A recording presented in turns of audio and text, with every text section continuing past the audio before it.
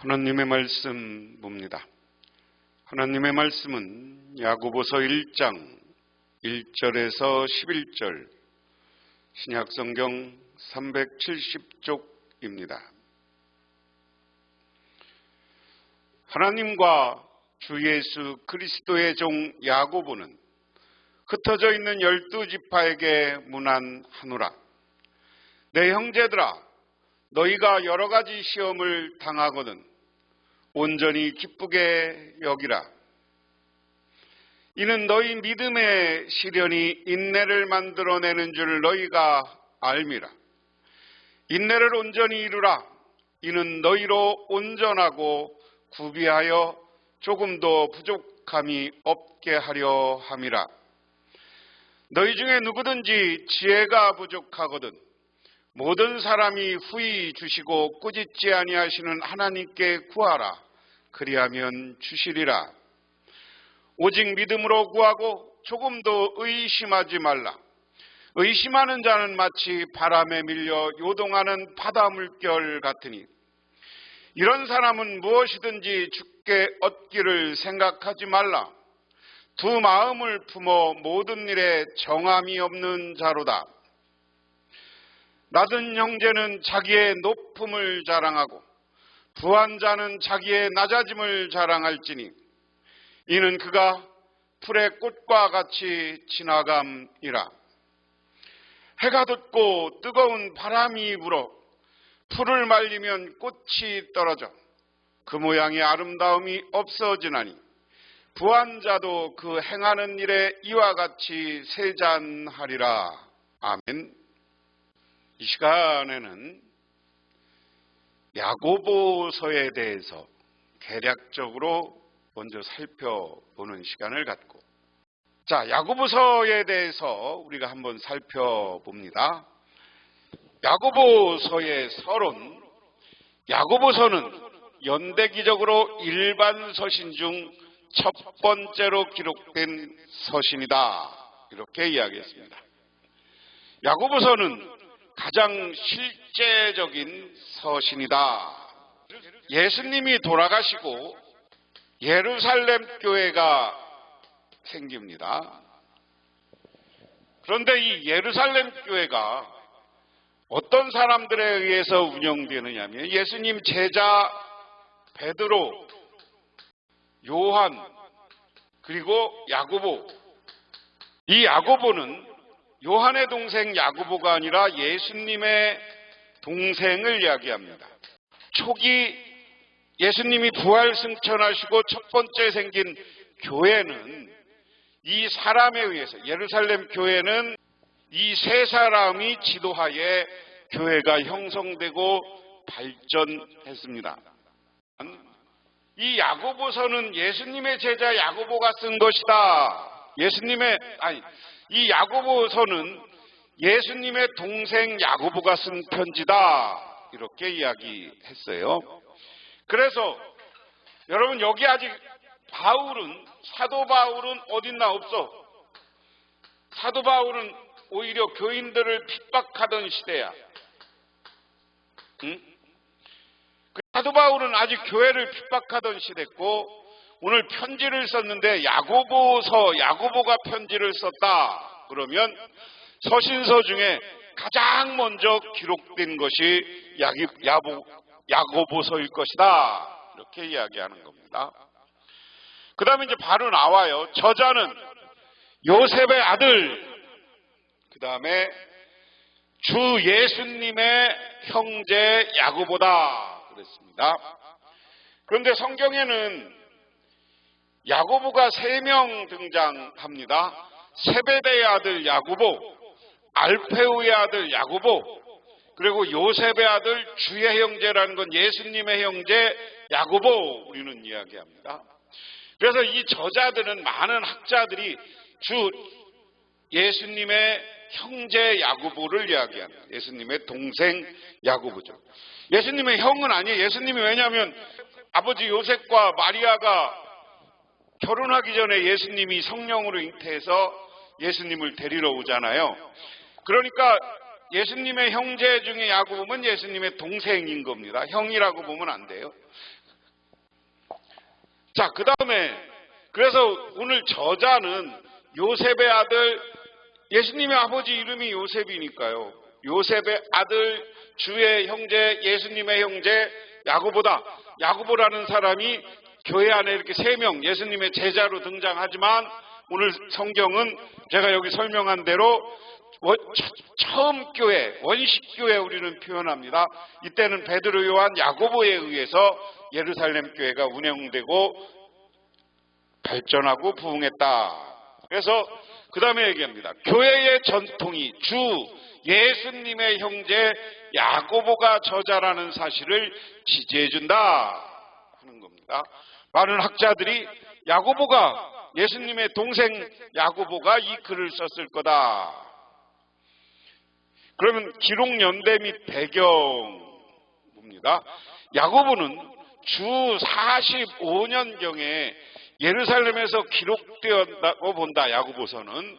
그래서 아까 이야기하면 바울 서신은 주 45년이 훨씬 지나요. 응?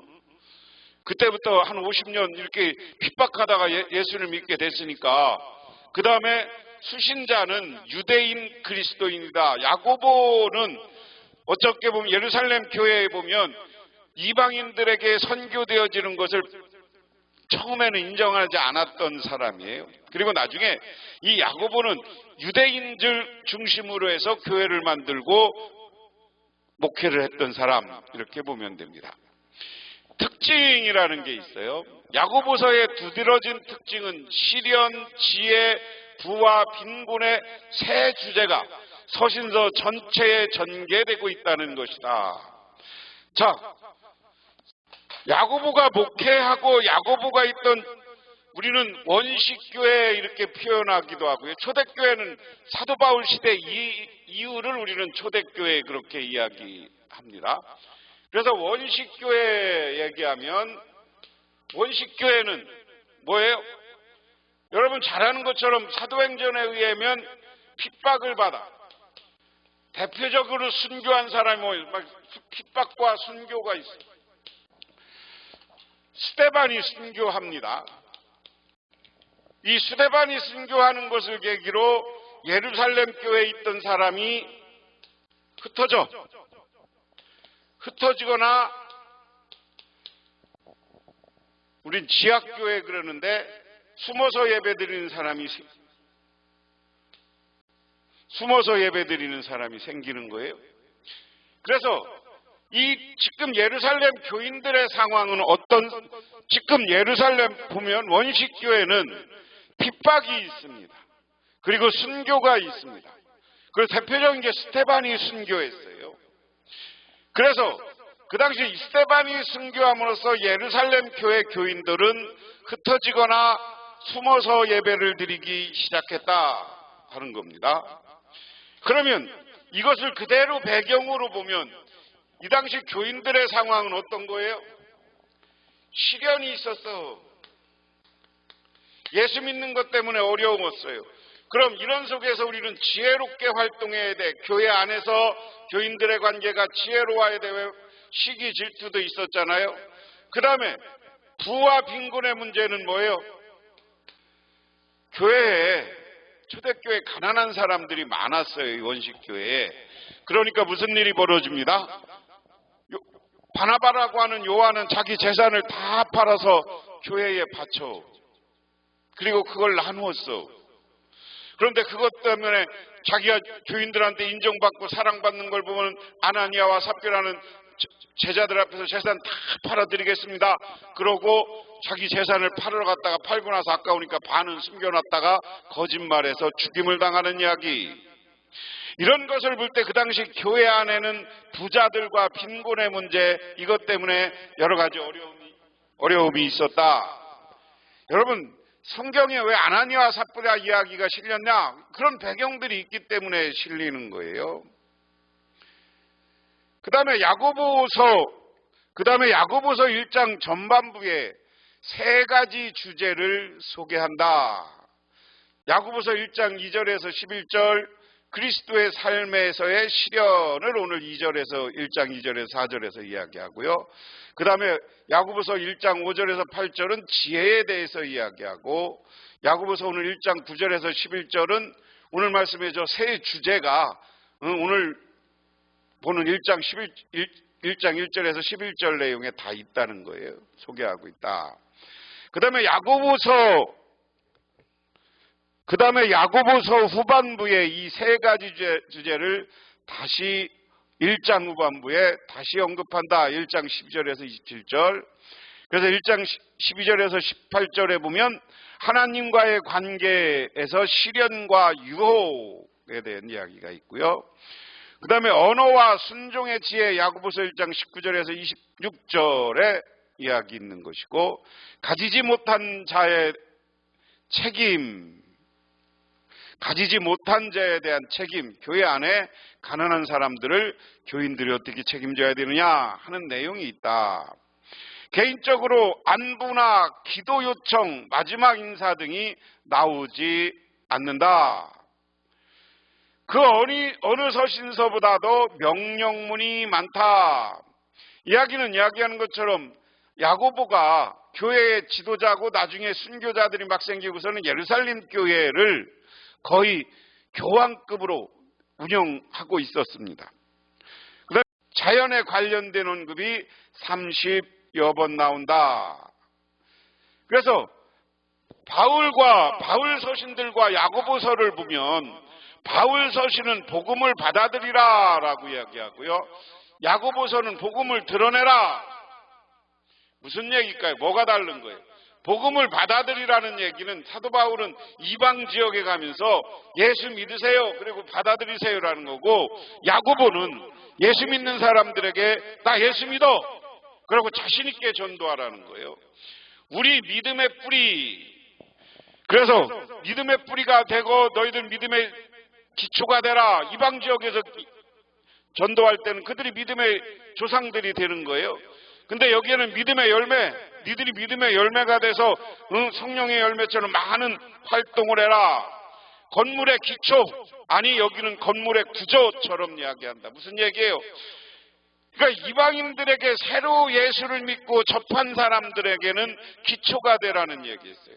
그런데 여기 건물의 구조를 얘기하는 것은 야고보는 너희들은 기둥과 뭐가 돼서 교회를 세우는 일꾼들이 되라는 얘기예요. 그 다음에 하나님의 역할에 초점이 있다. 하나님이 성령의 은혜로 너희들에게 복음이 되고 너희들이 움직여갈 것이다. 여기는 성령뿐만 아니라 예수 믿는 사람, 성령 받은 사람의 역할이 중요하다는 것에 초점이 있다. 그 다음에 예수님의 산상수훈을 인용한 내용이 15번 정도 나온다.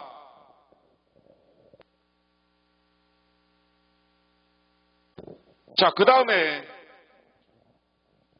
이 야고보서 전체 구조를 살펴보면 그렇습니다.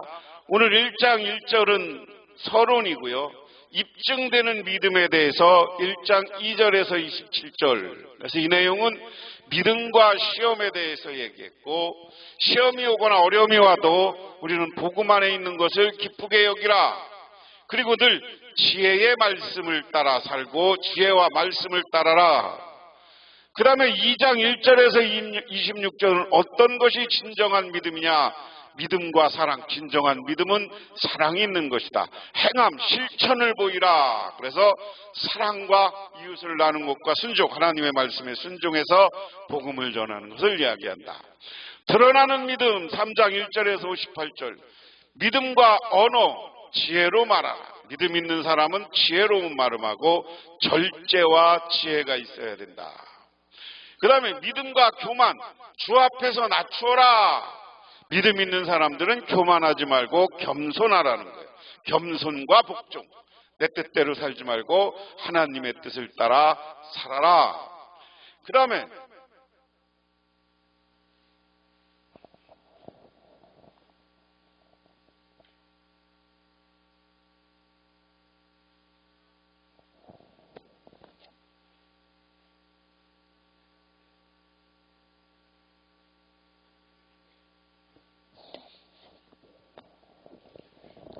결론으로 5장 19절에 10절 믿음과 고난. 길이 참으라. 그리고 인내와 기도. 그리고 이 야고보서가 쓰여진 곳은 예루살렘이고 시간은 주 45년경이다. 이것이 오늘 야고보서를 개략적으로 살펴본 내용입니다.